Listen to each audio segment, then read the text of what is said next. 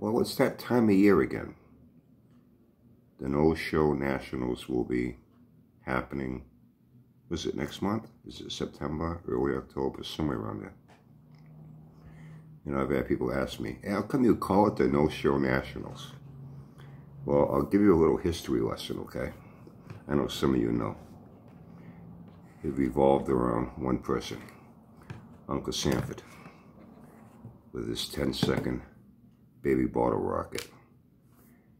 And this event was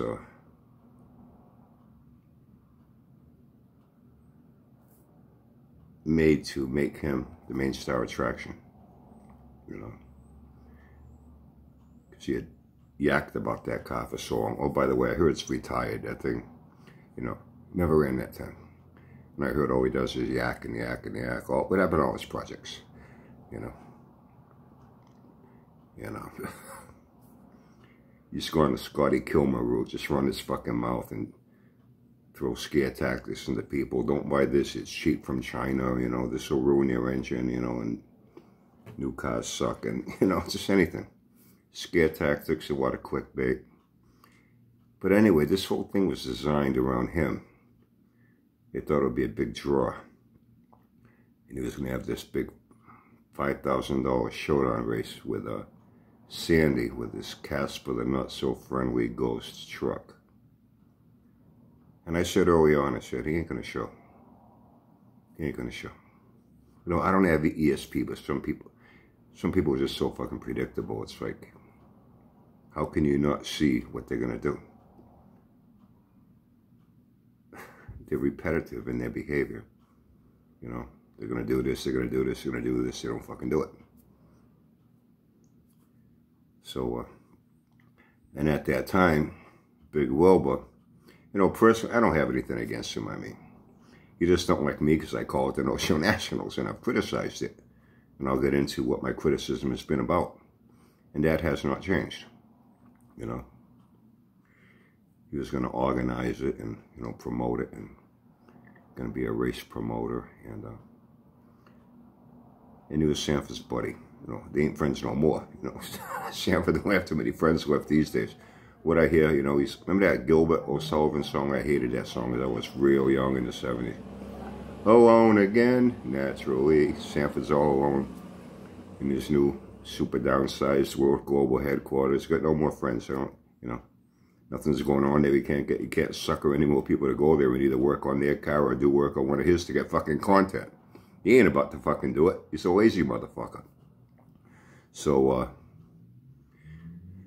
anyway, they were buddies, and then they got involved with a Dallas guy. I think I saw him one time on, I caught part of Sanford's Tech Talk he used to do. I heard he still does that with Dr. Doolittle. But,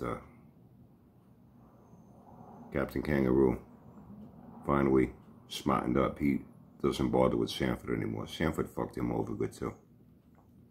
You know. That's what he does to all his friends. You know. So, he got involved with this Dallas guy. And this Dallas guy was the latest owner of the AHRA. Now, the NHRA is the granddaddy of drag racing. Always has been, always will be. The IHRA came along, and the IHRA did pretty good for a while. You know, they still couldn't top the NHRA, but they could hold their own. They were very reputable, very credible. And they had a lot of good races. In fact, a lot of big-time NHRA races came from the IHRA. A lot of privateers at the time. No big corporate sponsorship. They were racing on their own pocket, and they became successful. And down the road, they got the sponsorship. One guy I liked in the IHRA was Eddie Hill, the Flying Texan with his yellow dragsters, the Flying Bananas. But he started out in Nitro drag boat racing, and then got wheels under him. And he came from the IHRA. Another guy, Roy Hill. IHRA, as a matter of fact, when the Pro Stock class came along, there was a brand new class in 1970, and from what I understand, Bill Jenkins was very instrumental in getting that classification started. He had a cubic inch limit. And the IHRA carried the same cubic inch limit. And then the IHRA broke all the rules. They allowed guys to run mountain motors, they called them at the time, 500 cubic inch engines. And that's when Roy Hill and all these guys came along, you know. And pro stockers in IHRA were quicker than in the NHRA, you know.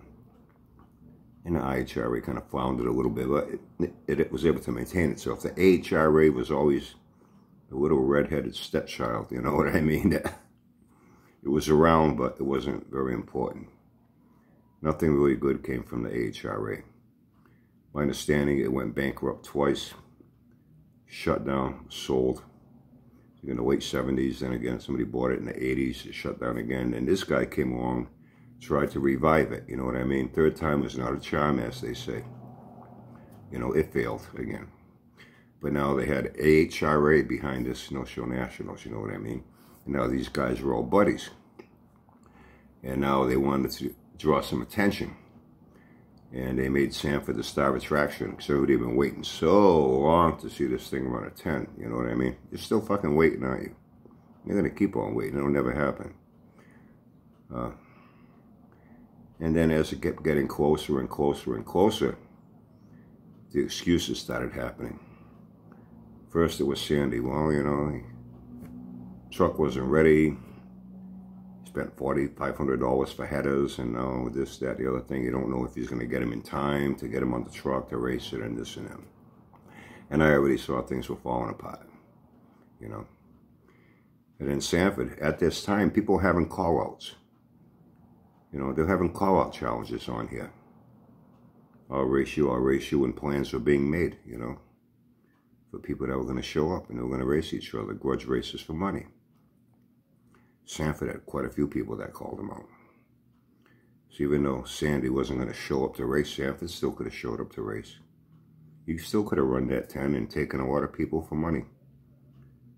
But he said he wasn't going to go.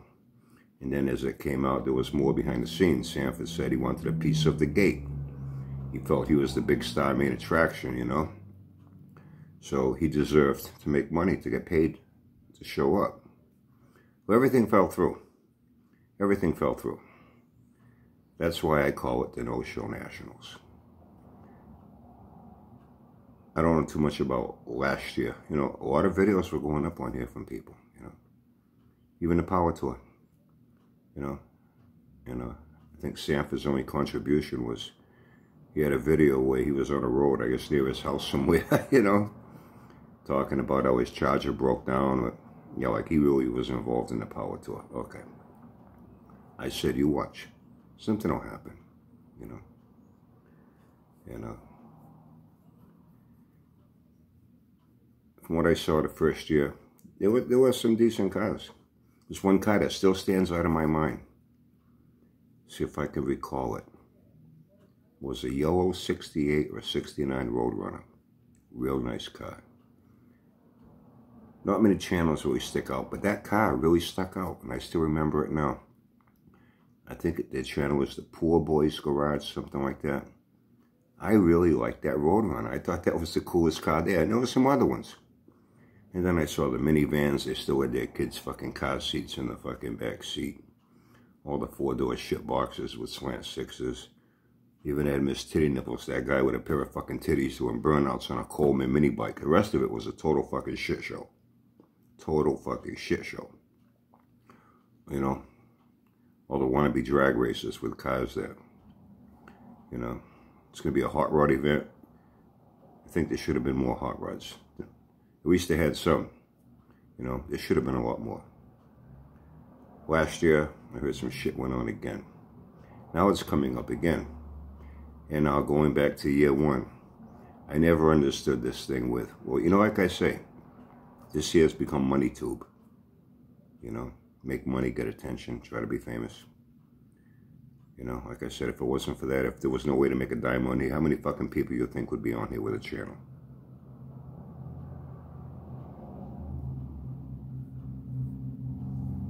I think you know that as well as I do.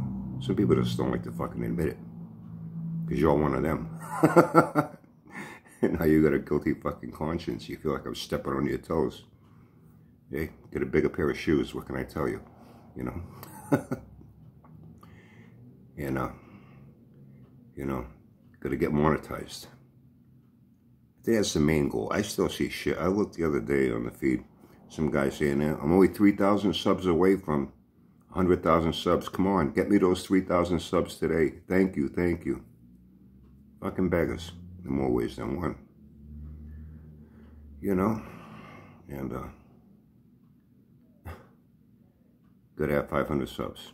And I questioned it then. Wait, I didn't, you know, I don't know much about monetization. I'm no professional YouTuber. I just do what I do because I feel like doing it. You like it, fine. If not, you can go fuck yourself, okay?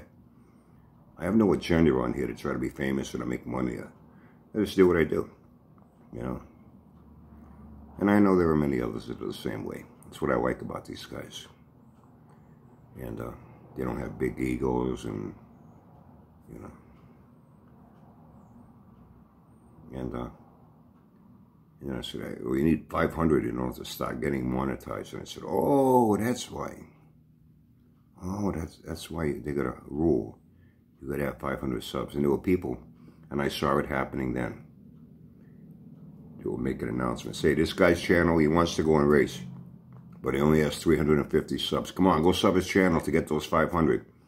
And guys like packs of fucking wolves run into this channel, that channel, this channel, that channel to get him those 500 subs so he could go and race. I think the main part of that was help get this fucking guy monetized so he could start making money. Okay?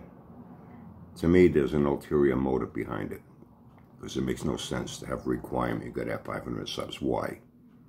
Why can't some guy that comes on here, doesn't have a channel, he's got a decent car, he's proud of it, it looks cool, it runs very respectable, it's decent, and he wouldn't mind going for a weekend and have some fun and race. I hear the guys had a lot of fun. They're just the same, you know.